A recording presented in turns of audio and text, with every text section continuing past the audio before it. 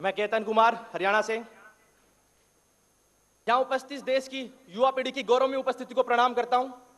इस देश की महिलाओं से, इस देश की महिलाओं की से लिए, जन जन के लिए कण कण से यह आग्रह करता हूं कि सीता को इस देश की महिलाओं के लिए एक नई परंपरा बुननी चाहिए थी।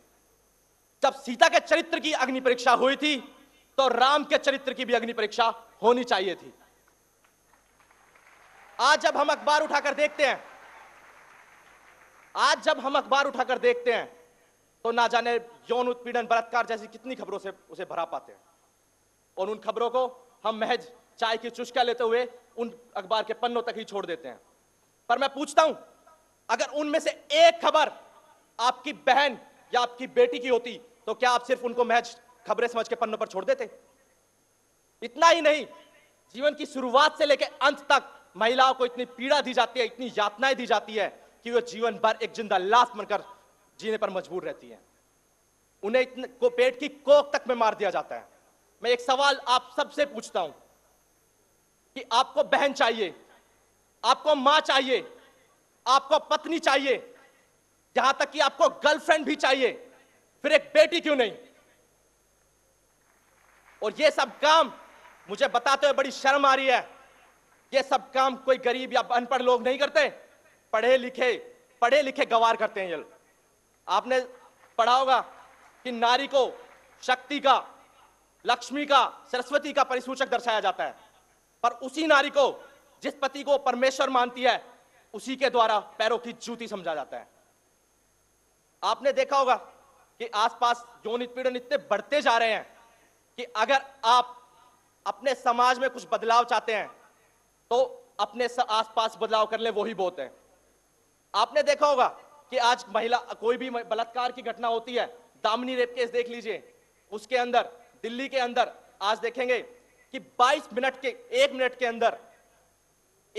अंदर भारत देश में 22 बलात्कार हो जाते हैं। दिल्ली के अंदर 6 मिनट के अंदर एक बलात्कार होता है। ये तो सरकारी आंकड़े हैं, और अगर हम अनऑफिशियल डाटा पर जाएं तो भारत देश के अंदर 1 मिनट के अंदर 50 से कम बलात्कार नहीं होते। अगर आज मैं दिल्ली को कैपिटल ऑफ इंडिया कहने के बजाय रेप कैपिटल ऑफ इंडिया कहूंगा तो कोई कुछ गलत नहीं कहूंगा दोस्तों। अगर हमें नारी का खोया हुआ स्वाभिमान लौटाना है, अगर हमें उसका हक देना है, तो हमें अपनी सोच बदलनी होगी। जब हम मचलते हैं तो भूचाल मचल जाते हैं, जब हम उबलते हैं तो तूफान उबल जाते हैं। हमें बदलने की कोशिश करनी है दोस्तों, क्योंकि जब हम बदलते हैं तो इतिहास बदल जाते हैं।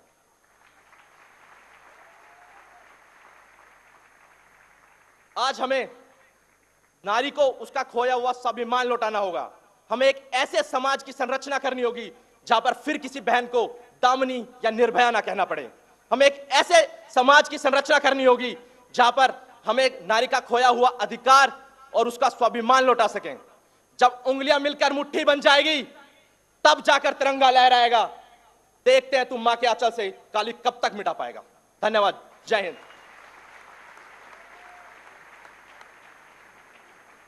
और अब इस युवा छात्र का यहाँ भारतीय छात्र संसद की परंपरा के अनुसार हम स्वागत और अभिनंदन करते हैं। उनके विचारों को आपने सुना, बहुत ही ओजस्वी विचार हरियाणा से आने वाले केतन कुमार के। बहुत बहुत शुक्रिया।